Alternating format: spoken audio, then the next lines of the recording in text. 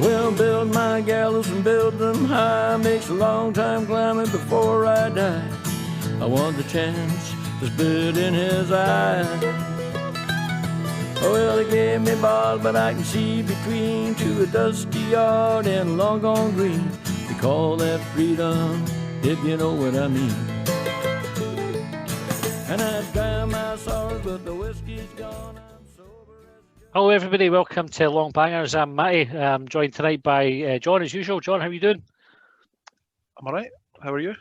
I'm not bad, aye. You sounded like you were taking a wee moment to think about that there. Just my usual, trying to think of some sort of introduction preamble before we introduce the esteemed guest. The esteemed guest. We'll go right to that. So we've got, we're delighted to be joined by Calvin Charlton, who is Hibs Head of Performance and Recruitment Analysis. So I think I got that right there. Calvin, thanks for joining us. How are you doing? All good, all good. Thanks for having me, and thanks for the lovely introduction. You're very welcome. I've been introduced so nicely, so thank you very much. And we can see, we were just talking before we started recording, you're currently at East Mains at the moment, working late. Yeah. Like I said, I weren't sure about the situation at home, so I thought I'd stay in a little bit later tonight. So hope you're claiming overtime for it. Oh, chance to be a fine thing. So it's great to have you on. Normally we would have a game to talk about on a Monday night when we record the podcast, but obviously our game against Ross County got called off, so we have a free weekend, and so this is I don't really want to put you down, but you're a nice space filler for us, Calvin. I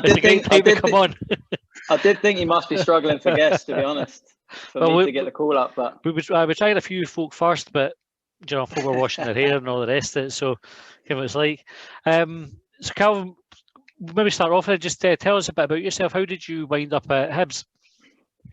Well, a little bit like Matthew, really. When I was a youngster, I obviously dreamed of playing professionally, but I think my size was a little bit of a barrier to that. So that dream ended very quickly before it even started.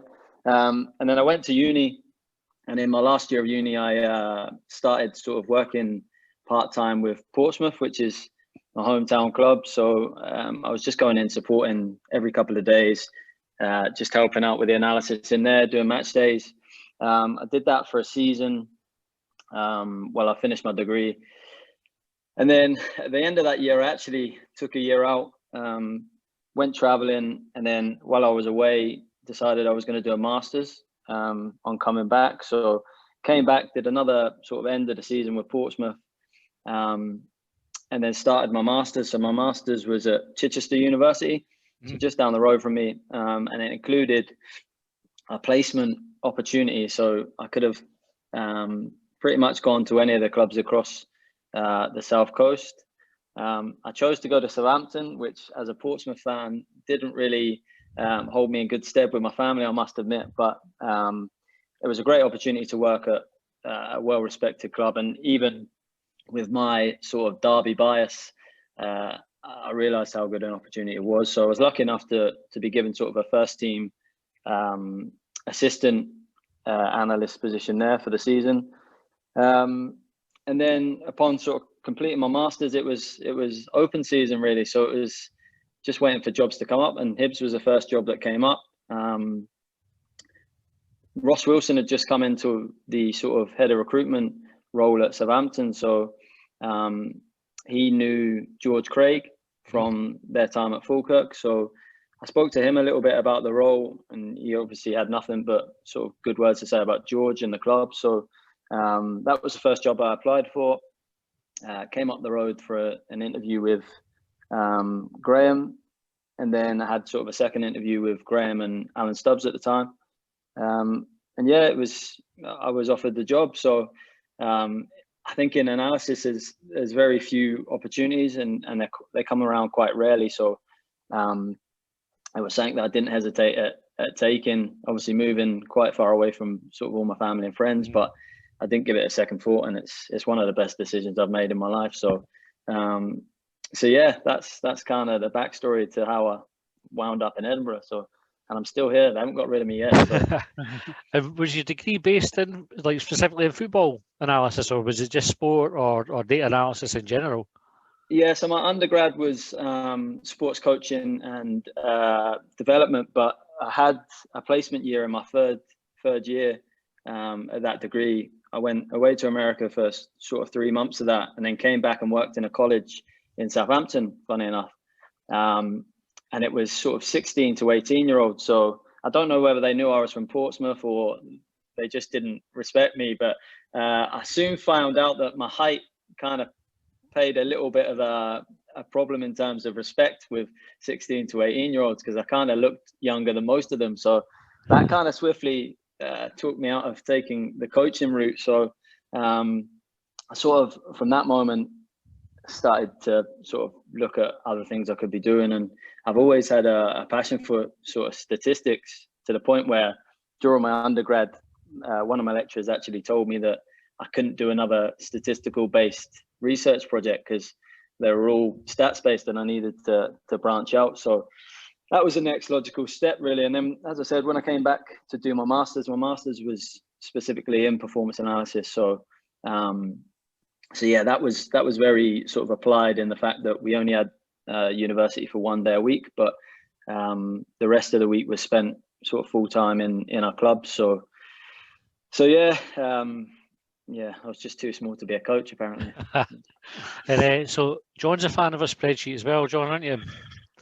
I've been getting a wee bit stick recently because of a spreadsheet I knocked up that just purely detailed wins, losses and draws for Hibs from the start of December to the end of January, going back about 20 years, because I wanted to try and see if there was any truth to the suggestion that Hibs had just shit winter periods always. It was just what they did, and it didn't stack up. So no. I like a little statistic as well. Good. John's probably the most you're the most statistical out of us, John, aren't you? I would say. Aye, amongst other things. It's good to hear I'm not the only geeky one on this call. Then that's if you want to talk geeky, Matt is your man. He's a big Star Wars geek. Oh, I'm not that much of a geek. Can't get a spreadsheet with Star Wars. So what's the interview process like, sitting down with George and Alan Stubbs? I imagine that's different from a kind of office interview. Well, I was actually glad it wasn't George. I don't know whether Ross was trying to wind me up, but he sort of talked me through each of their personalities. So Graham, George, and Leanne. Obviously, he knows them all, so he talked through them all. And honestly, the way he described George was very lovingly, but kind of it set me up to be a little bit on edge. But it turned out it was just Graham. So Graham's actually, as you would know from talking to him, he's very switched on with a lot of things. So he had a kind of understanding of what analysis was, which made it a little bit easier. And obviously Stubbsy at the time, he had spent a large part of his career at sort of top clubs, so he had experienced it as a player and as a coach. So that made it easier. It was no less daunting when you're on a sort of Skype call with Alan Stubbs, but it was good. I knew from the moment I sort of met Graham that it was going to be the right place for me. When I turned up, there wasn't an analysis department as such.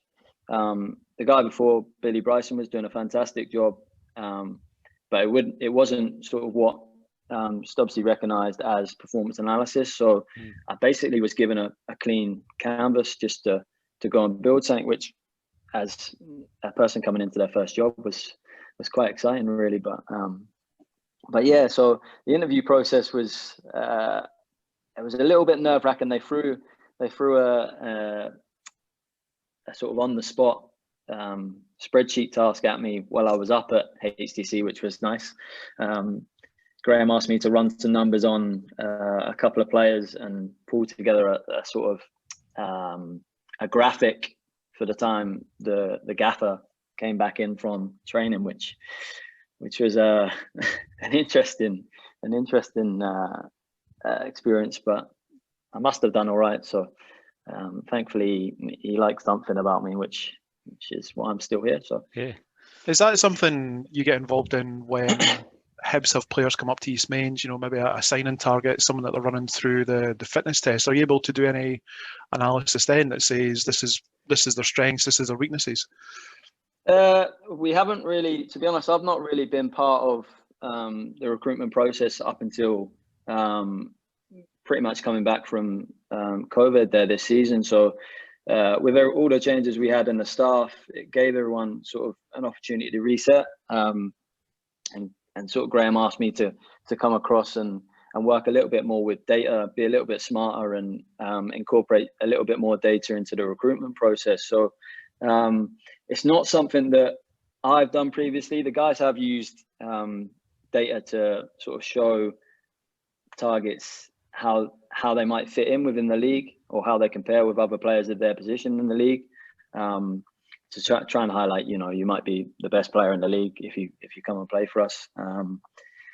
But in terms of the fitness side of stuff, the guys in the football science and medicine department do run a lot of numbers, and that's a very thorough process that they go through to get through the door. So yeah, we're trying to incorporate a little bit more of that now in terms of actually IDing players based on numbers, which is quite exciting really when you like numbers. But Matt, you don't look as excited.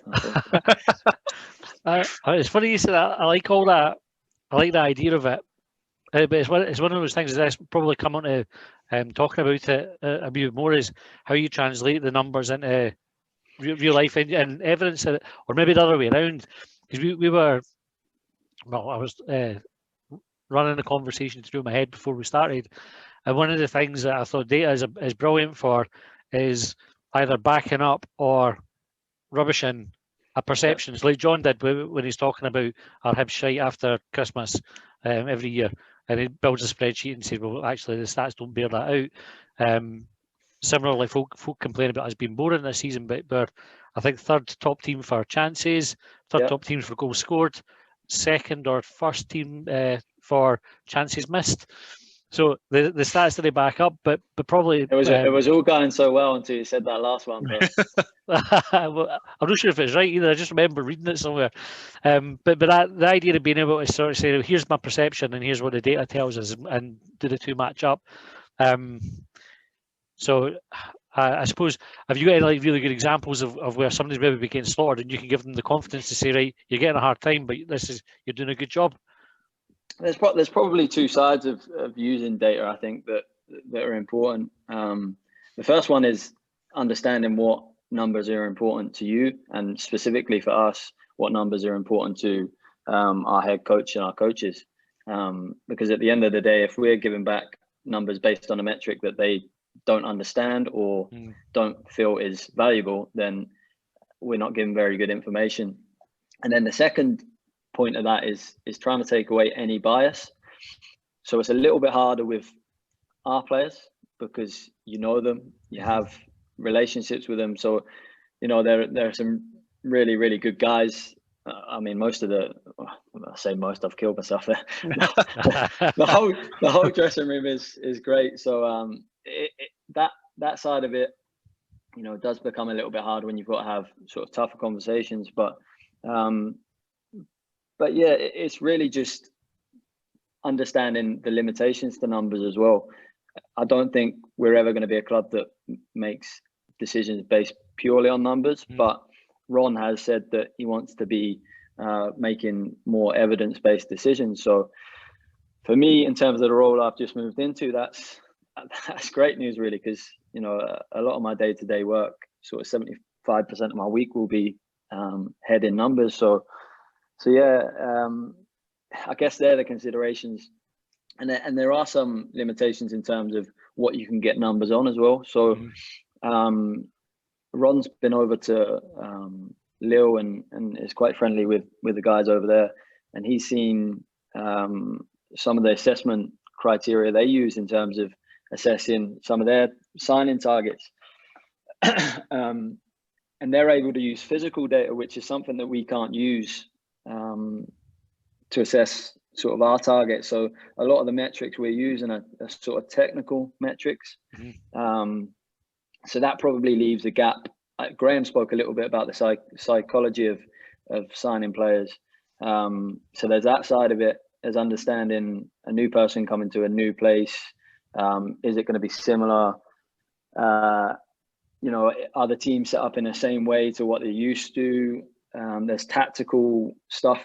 A lot of statistics are based on proximity to the ball. So you'll very rarely find statistics which tell you whether someone was out of position 20 yards away from the play. But they can have an influence, and you can see that in video. So so the tactical side will probably get more information from the video. The mental side is probably one of the one that is hardest to predict, but you can get an indication. And then the physical side you can see in video, but again, it's based. I always say that, you know, I could go and play a game of Sunday League football against a 50-year-old overweight right back and breeze past him. I'm available.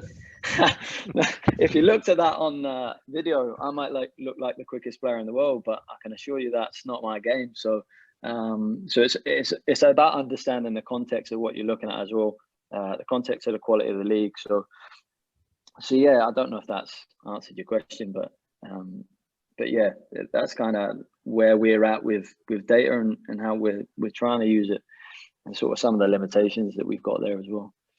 So, see, to take you back to join Hibs, you said you had like a blank slate to start with.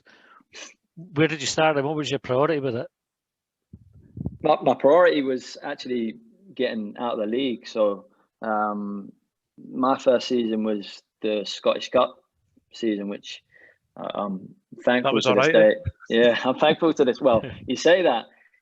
My first game was the Petrofac game against Rangers, where we lost 6-2. So I'm sitting there. I was meant to be meeting some friends who had come up from Southampton, some of the football club guys that had come up for a stag do. I was meant to be meeting them in town at sort of 7:30, and I had to text them at 5:05 and just went, it's not going to happen. I just lost 6-2 on my competitive debut at Hibs. So it didn't start too well, but thankfully we got our revenge for that at the end of the season. But no, the focus really was getting out of the league. So the biggest effect we could have in terms of that is preparing the players on the opposition. So opposition analysis was the one thing we focused on.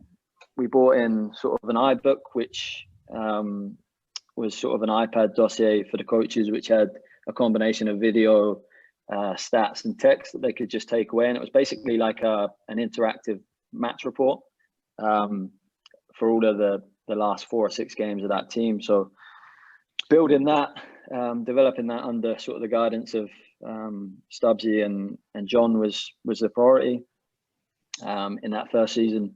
And probably since then, we've just built that until maybe sort of 2 seasons ago, last season, where we started to, you know, understand some of the weaknesses we had in terms of using data. So that's kind of where we're at now. But yeah, the first step was pretty much trying to prepare the players as best as we could to get out of the league, which unfortunately didn't happen in that season. But so is it fair to say that you would have done the analysis on Rangers being shite at near post corners? That I would love to take the credit for that, but John Doolan was the man for set pieces. Obviously, it was off the back of the video that we provided, but it was John's sort of idea to try and expose Tavernier in the front zone there. So luckily for us, the delivery was right, and we managed to score 2 goals from it. So John was delighted, as you could tell by his reaction. Yeah, fast. If anybody watched him, to see they had a turn of pace when that goal went in. Exactly. So where I sit at Easter Road, I'm at the back of the West Stand up towards the famous 5 end, but kind of closer to the sort of hospitality bit in the middle. And we'll quite often see you there and then dashing down, I suppose, to the dressing room for half time. What's involved there? What are you doing? I'm assuming you're just going for a pie.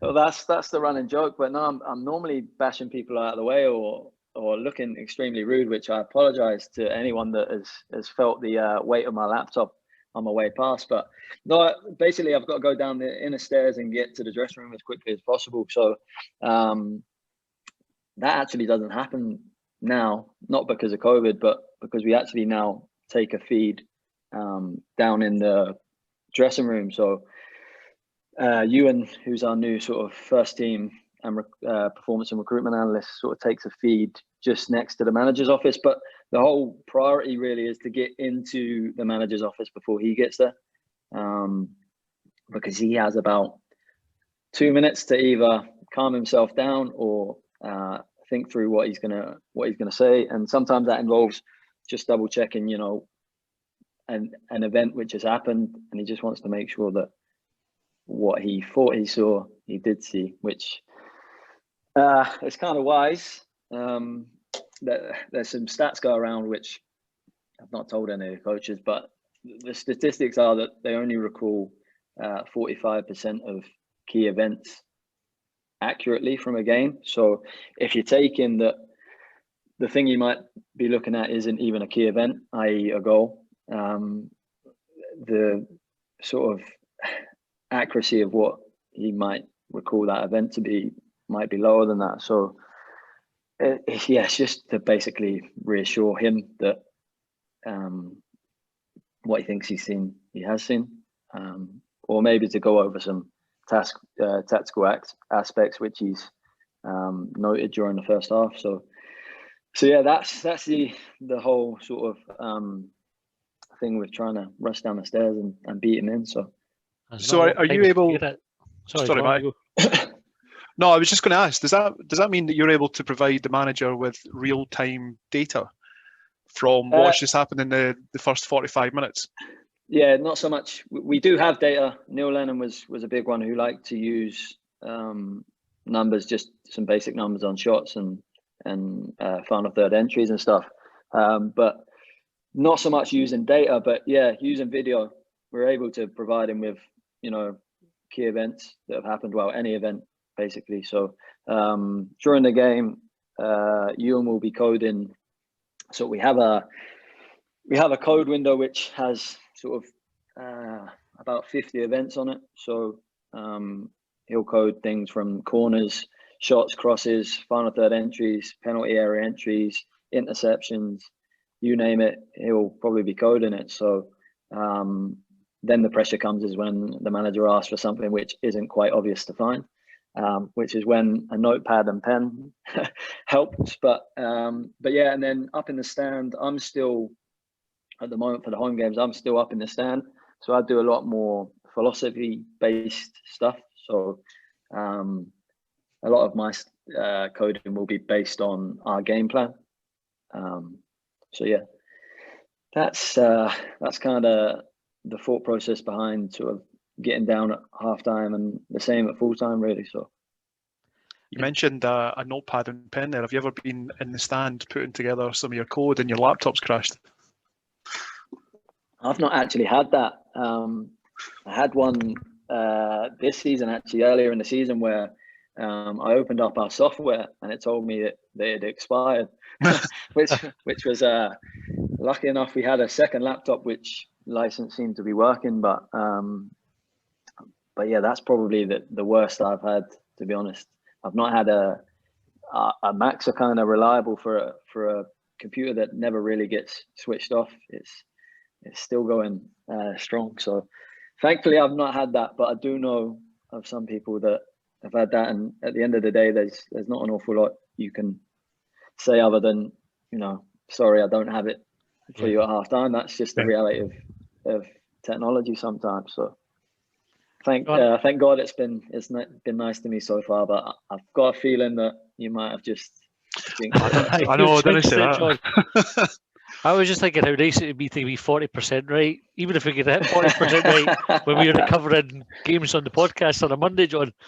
I was going to say that before, like 45% for a manager is probably 3 times as accurate as we are. At least. That's why they're managers and coaches. So I'm probably the same. I'd take 20% at this point, but yeah. So yeah. And how much these days, Calvin, is the data that you take on a match day and gather? Do you take that make it presentable, give it to the coaches for training like the following week? Do they work on stuff that you find or are able to evidence? Yeah, so the main stuff we'll debrief on is more so the footage. The statistics, as useful as they are more useful in certain instances. So we did a review shortly after that run you spoke about earlier, John. We did a review. We did a review after that, which was based on sort of the season to that date, and we looked at a number of things from home to away, different metrics in terms of a difference in sort of shots, goals, expected goals across different formations. We looked at differences in the players we used, the effectiveness of different lineups. So sort of periodically, I think is a better way to sort of feedback numbers.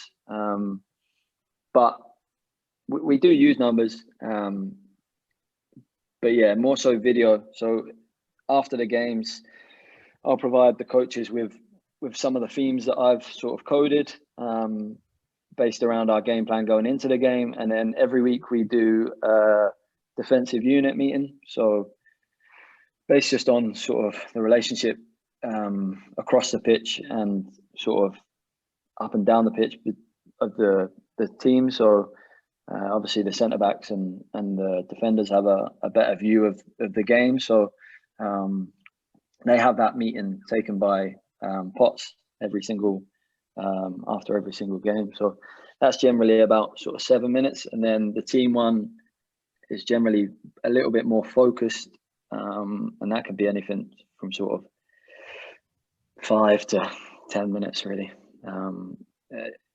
We do an awful lot of work which kind of gets condensed into shorter, sharper meetings, just because trying to hold attention of players can be challenging. So I think 12 minutes is probably the longest for any one meeting. But yeah, so that's kind of how we use or how we debrief games. It's more so video as opposed to numbers. But it was interesting. I watched, there was I can't remember which player it was, one of the West Ham players, head of one of the weekend's games that Sky were showing, and they were interviewing him and saying, what's the difference this season to last season?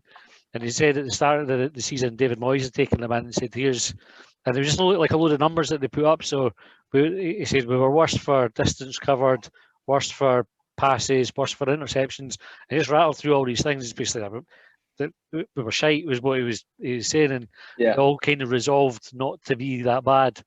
This year, I think they're sitting in fourth. I think they won tonight, didn't they? So yeah, just 1-2 now.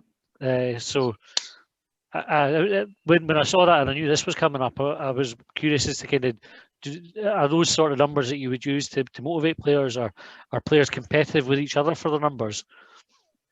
They certainly are on a physical perspective. So the physical numbers go up outside the gym, and they're kind of the first thing that the players go to. So there is that element, and we've used sort of team numbers under pretty much all of the managers actually at various times, to either reassure them that performances haven't been as bad as results have shown,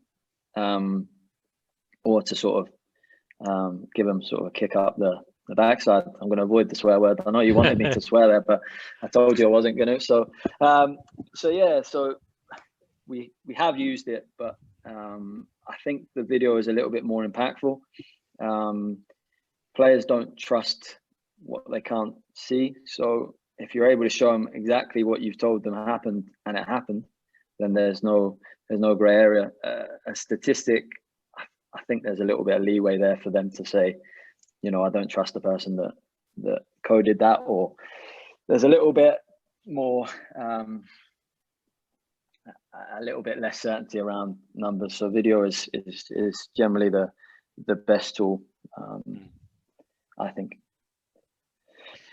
We were so I'm associated with Hibs.net as well. We'd donated money to Hibs and paid for I think GPS.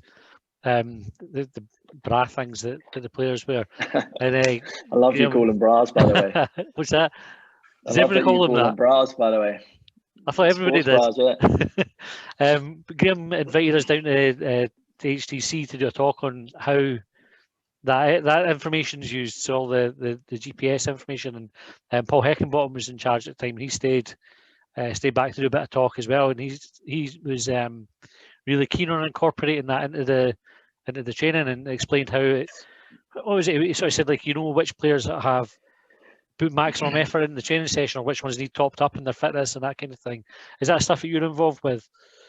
So I'm not really involved with the physical side of that, but that was sort of Paul in a nutshell. Really, he was very thorough. Him and Robbie, extremely thorough, and the scientific side of the game was something that they really sort of took, and sort of ran with it and tried to squeeze the most out of it that they could. So we were having analysis meetings most days. So most days before training, we'd have a meeting just to show the boys what they were going to be working on, which is something that we haven't done before in terms of showing them video-based preparation before the session. The gaffer at the moment is really good at. He has the sessions out on the TV screens around the training center, so the boys can see, how long they're going to be spending on certain drills, what the drills are, which is again something that up until he had come in I hadn't seen. So slightly different in that that's kind of the player's leisure, whereas Paul's was more so, we've got a meeting, everyone's got to be there. So yeah. It's something that he really, really sort of embedded into his philosophy as a coach. And I can only think that the more evidence you have as a manager can help you. I mean, there is having too much data, but that's the role of sort of my role and Colin and Nathan's roles within the departments, to just give them the most critical information. I mean, we need to take the big data and make it into stuff that makes sense for them. But yeah, so do you try to meet the coach or the managers every request, or do you ever try and push back and say, I don't see the benefit of that? No, I mean, we're a support process to the manager, so whatever way he wants to work in is the way we kind of adapt. We've got kind of a set way of how we've worked since Stubbsy all the way through, and most managers coming in have changed very little. So that's maybe testament to what we were doing. So, but at the end of the day, we're working to get him the information that he needs. So it's very hard to push back on something that someone's telling you is very important for what he wants to do and the decisions he's going to make. So ultimately, and I don't really fully understand why this still is, but ultimately, he's the one who's going to take the bullet if there is one. So are you saying that everyone should get emptied when someone's not doing well? No, I just think that it doesn't really sit right that, and Paul's an excellent example.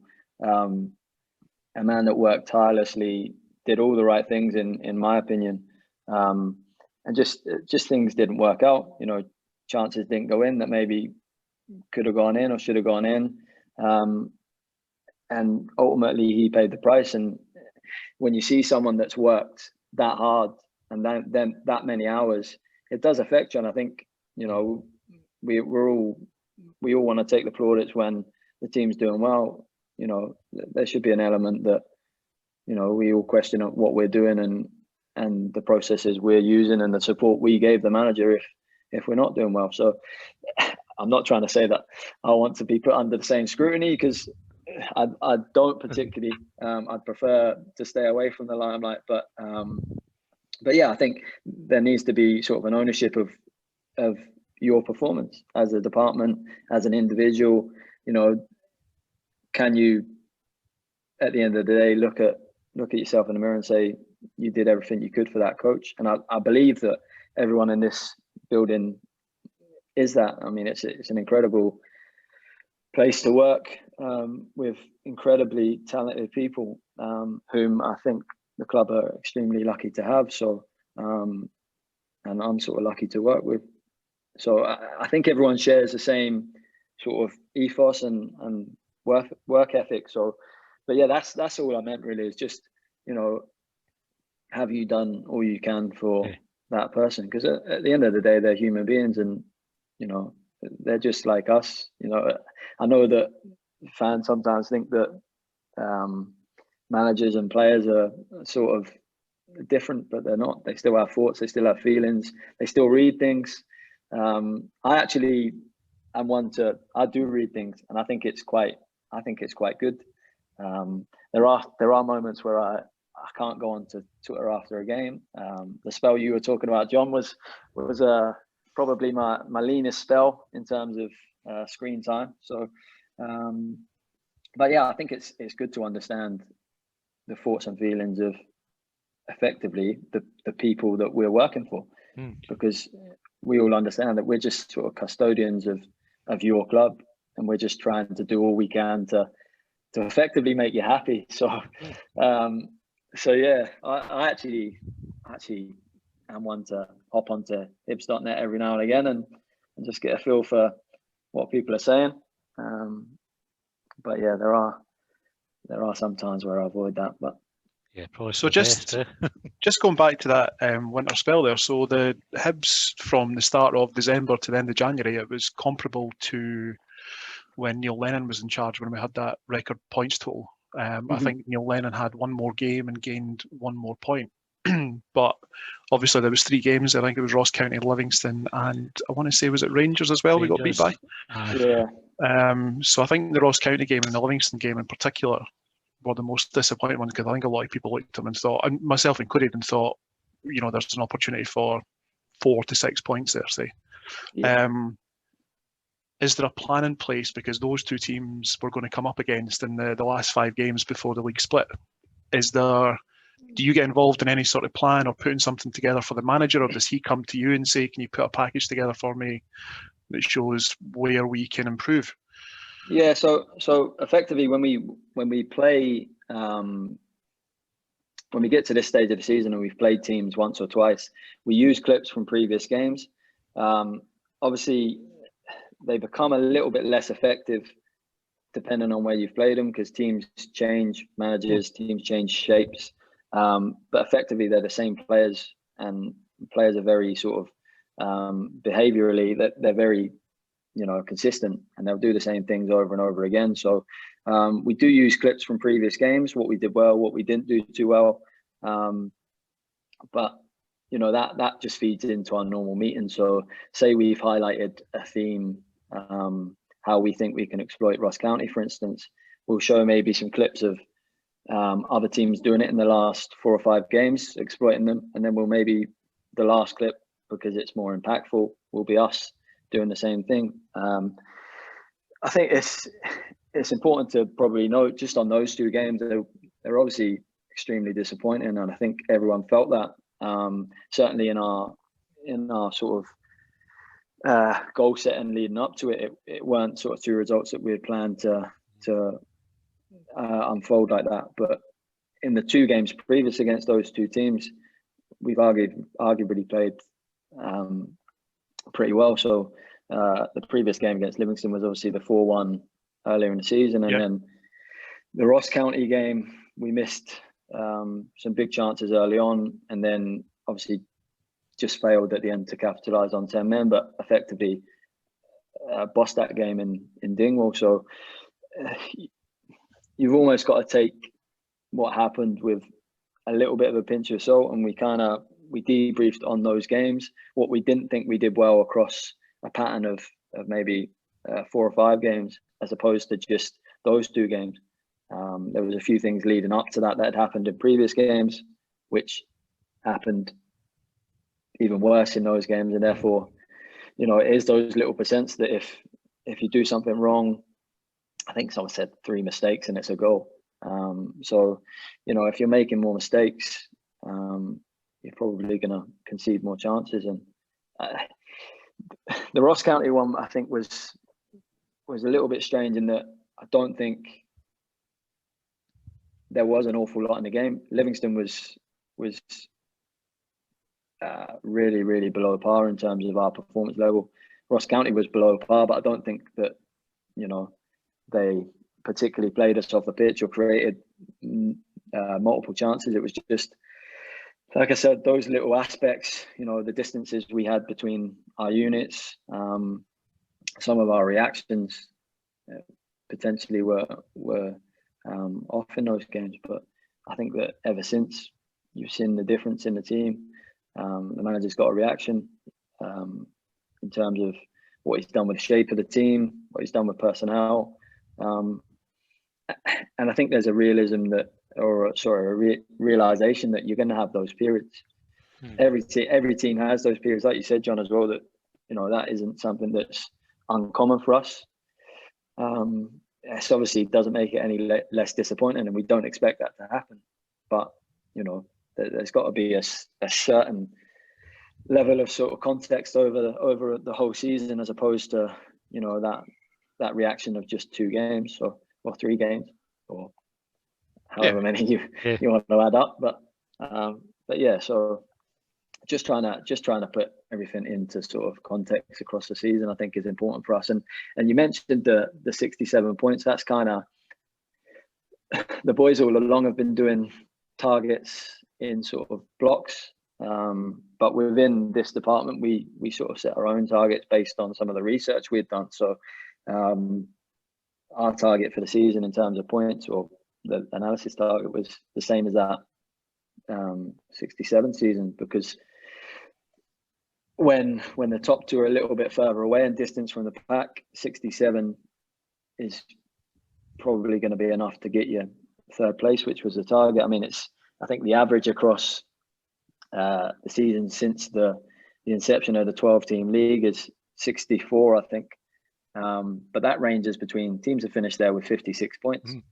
The last couple of seasons have been higher, I think, mainly just because, you know, maybe the sort of reintroduction of some of the sort of more established teams into the league has sort of pushed up those numbers. So it has been higher than 64 the last, I think it's 70 and 67 the last 2 completed seasons. So, I mean, the 71 is the one where we finished 4th with or 5th with 67 points. So yeah, that's just kind of what we set ourselves. Yeah, we're at the moment, I think we're 3 points behind where sort of 1 point, I think it was 1.8 points a game we needed to get that. So I think we're about 3 points behind that. So hopefully in this little next run of games before the split, we can boost it up and sort of try and take advantage of the position we're in, really.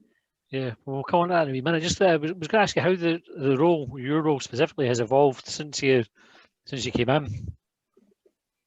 I think just naturally it's gone from sort of one area of focus to another. So like I said, it was a blank canvas, and I think I was very realistic in terms of what we could do in the short space of time. Over the last, this is my sixth season, I think, 5th maybe. About 2 seasons ago, we took on our first full-time academy analyst, and then the season before last, we took on a first-team analyst. So we grew the department from 1 to 3. Obviously, that's been scaled back again because of everything that's happened. But yeah, just kind of naturally across the seasons, we've sort of taken stock of where we were that season, what we did well, what we could have improved, and that kind of naturally leads into where we're going. So I'm not sort of ashamed to admit that statistics hasn't been something that we've particularly excelled in terms of our use of them, but I think that the other side, in terms of setting the players up to play against the opponent they're going to play against, and debriefing with video footage, has probably had, or can probably have, a bigger effect in the short term. So we're probably in that period now where them processes are set until we get told to do something different. So it's now a case of building on that statistical side so we can provide the most in-depth and sort of useful information to the coaches. So yeah, that's kind of how it's going. It's gradually got to a point where I'm okay with. I'm never completely happy, which Graham is delighted with, I'm sure, because we're always asking for more. But I've been incredibly well supported from George, Leanne, and Graham in the time I've been here. Like, extremely lucky to work with people who understand and see the benefit. I mean, if you ever listen to George speak, he speaks a lot, but he speaks a lot about sort of marginal gains, and he's been massive in terms of the structure and the people that are in this building that I spoke about earlier. So he deserves an enormous amount of credit, and Leanne's supported and helped him through that as well. So the two of them deserve, well, my thanks, and sort of I owe them a lot. And Graham has been someone who has sat across from me sort of the whole time. So we used to sit across from each other, and we moved into this new office, and he had his own little cube, and now he's out of the cube and he's in his own big office. So he's slowly getting further away from me. So I don't know if that's something I've said to him or a combination of things I've said to him. No, I quite like talking to people. I don't know why he wanted to separate himself like that. But it had like a little window on the front of it. It was like a little it was like going to the farm and just like like a little peephole. But yeah, I don't know. He You've not just been following him into the toilet, have you? I'm not going to talk about them peepholes. I didn't know we were going there. I did think as soon as I said it, that's a poor choice of words. And I'm quite relieved you jumped on it. I'd have been quite disappointed if you hadn't. And what do you see as the future for the role then, Calvin? Just trying to, like I said, I think sort of 75% of my role now, outside of the post-match stuff and sort of just leading on budgets and stuff within analysis, a lot of my work is sort of focused on the recruitment side, and I think we just need to shore up our sort of idea of players. So understanding what it is we want each position to do and setting sort of metrics up to try and find those players. So not looking at the numbers that everyone else is looking at, trying to create, take 5 actions or 5 parameters, weight them in a way that we think are important, and then hopefully that will lead us to some names that other people aren't looking at but can come in and fit the style of our club. And I think that's, succession planning is just part of football, and it happens across effectively that we're all doing that within our own departments. We're setting up processes that hopefully will live long past ourselves, and that's the same with players, coaches, and staff. So yeah, just trying to be a little bit smarter with the resource we have, and make better decisions. I think that's, Ron's been great in terms of his support of sort of their methods, and he's openly said that he wants to make decisions based on numbers. So hopefully we can make some good decisions and open up some markets that maybe we haven't explored before. But it's about finding not only the right markets in terms of ones we can get value from, but the right ones in terms of fitting the style of Scottish football and the style of us, because we're very defined in how we want to play. Part of the beauty of Jack, when he was sort of going through the process of getting the job, was his flexibility and his ability to change games, which he's shown in, I'd almost say, every game. It's almost hard to keep up. I like to keep statistics on how we fared in different formations, but he's made it almost impossible, because I'm gonna have to break it down into sort of 5-minute segments, because he's forever sort of tweaking the team. But that, I think it makes, as an analyst, I look at it from my perspective. And if I was analysing Hibs, it's very hard, I think, to predict the lineup and what shape we're going to go in with. I think we're quite predictable in terms of some of the patterns that we try to exploit. But then again, I think some of those are very hard to stop. There's not many centre-backs in the league that can sort of keep up with Martin Boyle when he makes those runs. So it's just about, I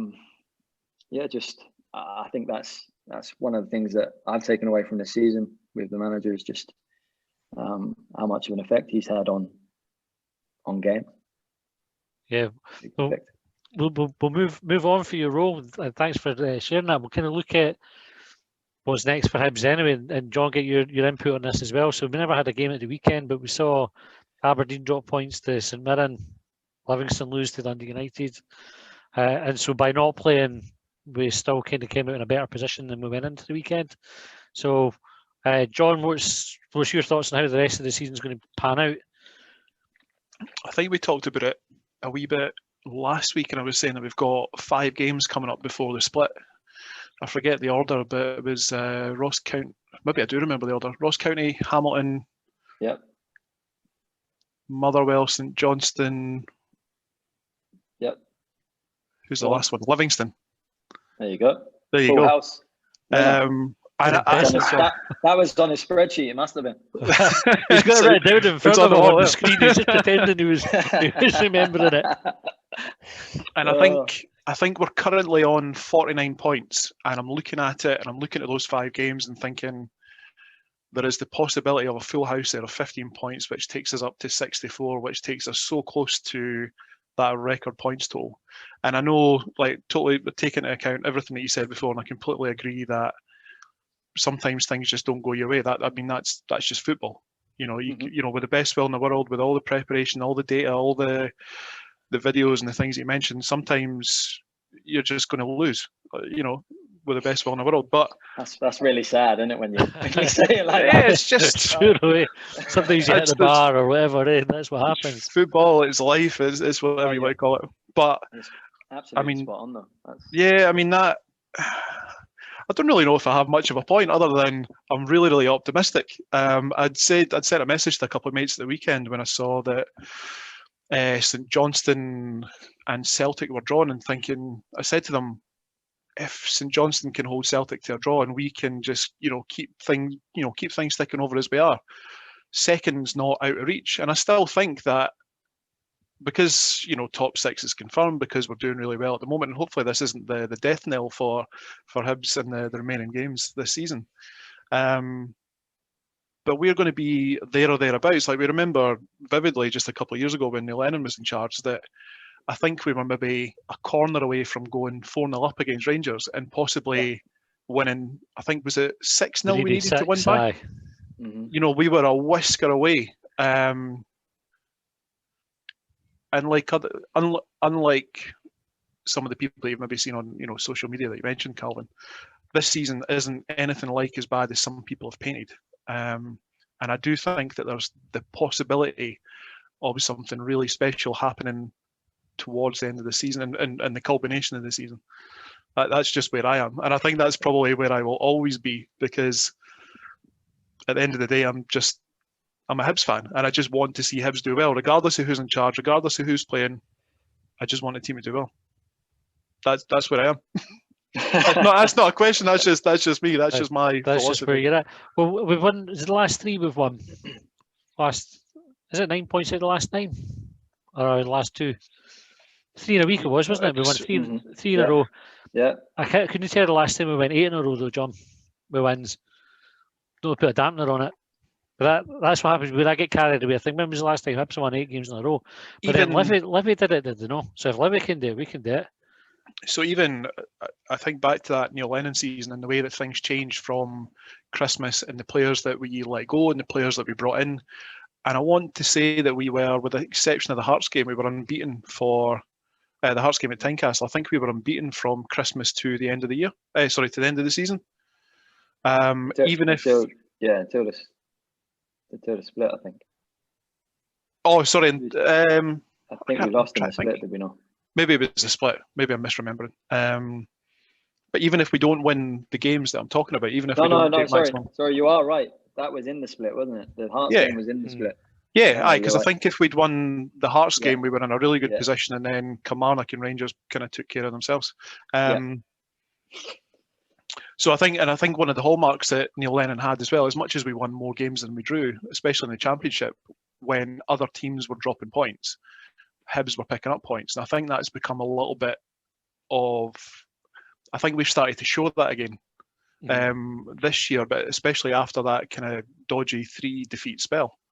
So listen, I think sorry to interrupt you there, but it was a very good point you made. And I think that's, if you actually look back at the teams that have successfully sort of challenged at the top of the league, that's what Aberdeen have done for 7 years. And I get why some people are frustrated with McInnes, but, I look at it from probably a slightly different perspective. And I think he's done a terrific job in terms of constantly turning that team over, losing players pretty much every summer and just replacing them. That's not an easy thing to do.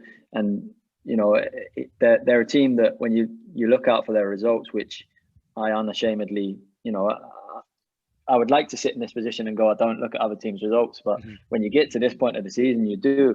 And they're just a team that, you almost have that dread before you've even looked, because you just expect them to have won the game, found a way to win the game. And I think that's how you challenge, certainly, at the top of that league, is just finding ways to beat, when you're not playing well, it's finding ways to win the games against, the teams sort of lower down the league, or lower down the league, should I say.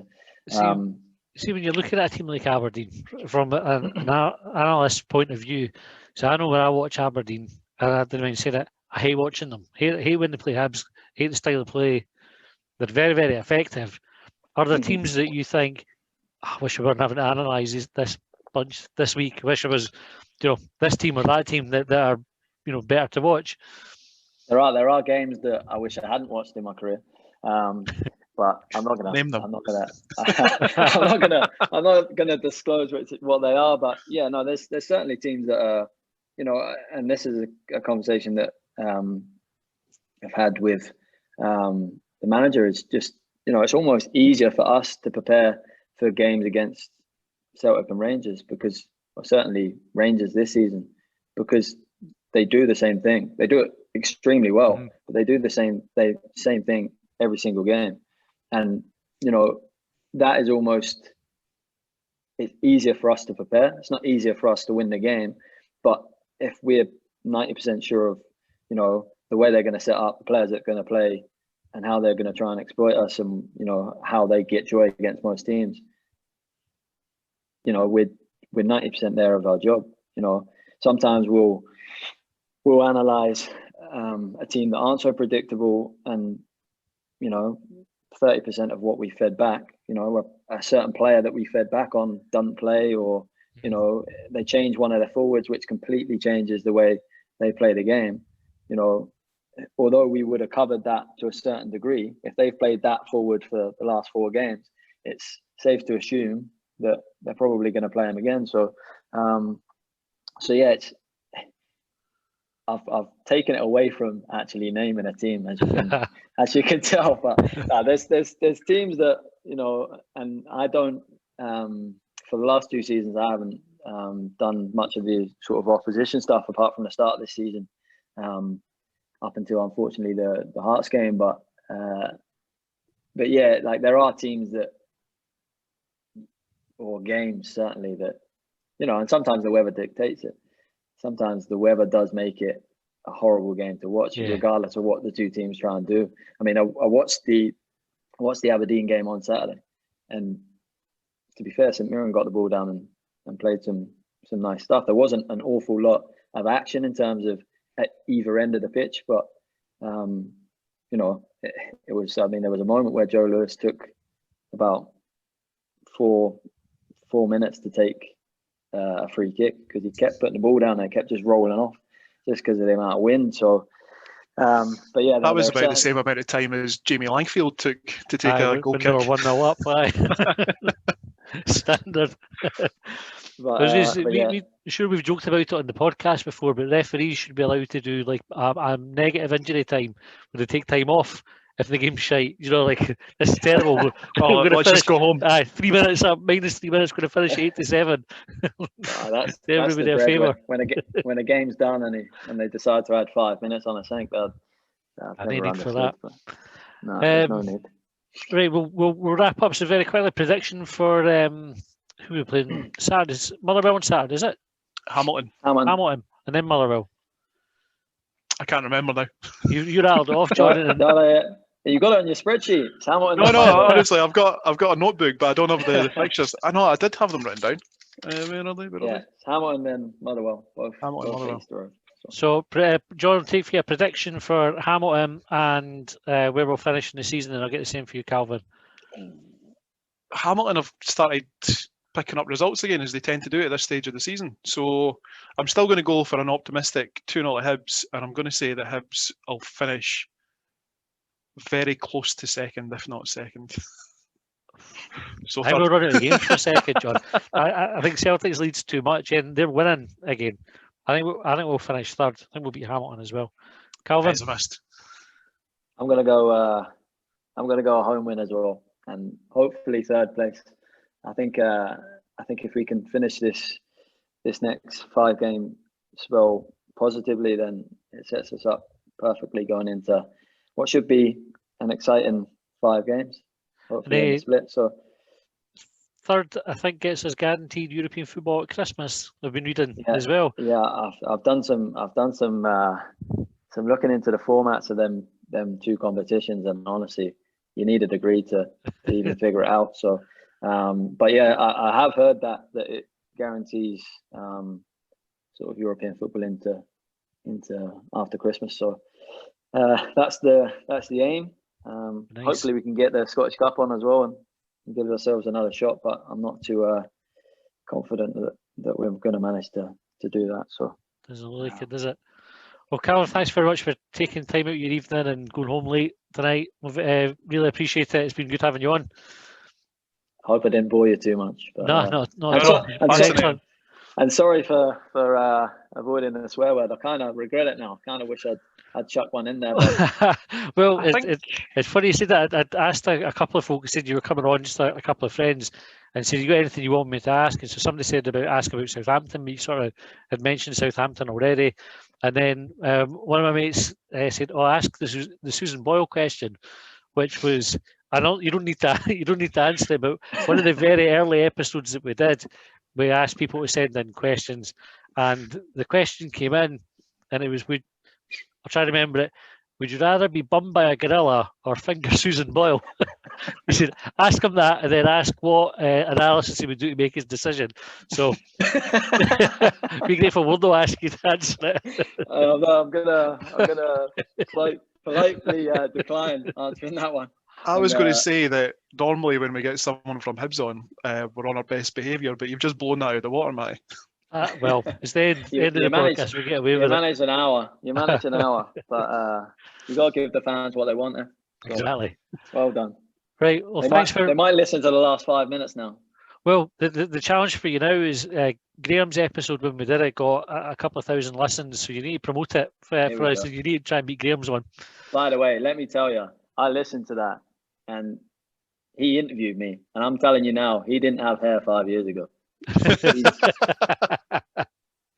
And I'm not blessed. I said to Stephen, Stevie's gonna have to come back with a 2-for-1 of the hair transplant in Turkey, because mine's starting to go a little bit at the back. But Graham didn't have hair 5 years ago. Don't let him kid you on. Nice one. All right. Well, thanks for listening, everybody. Hope you've enjoyed it. We'll be back on Thursday with short bangers, and then a quick bang on Saturday after the game, assuming it goes ahead. Quick bang, Calvin, is one of the shows that we do where we get fans come on and talk about the game after it, just in case you thought we were up to something. I'll maybe start listening to that instead of going on to Hibs. It might be easier for me. There's a couple of them on YouTube. They're only about 20 minutes, so worth watching. Right. I'll avoid the winter one. Yeah, good shout. Right. Thanks for listening. We'll catch you next time. Thanks. Cheers, Calvin.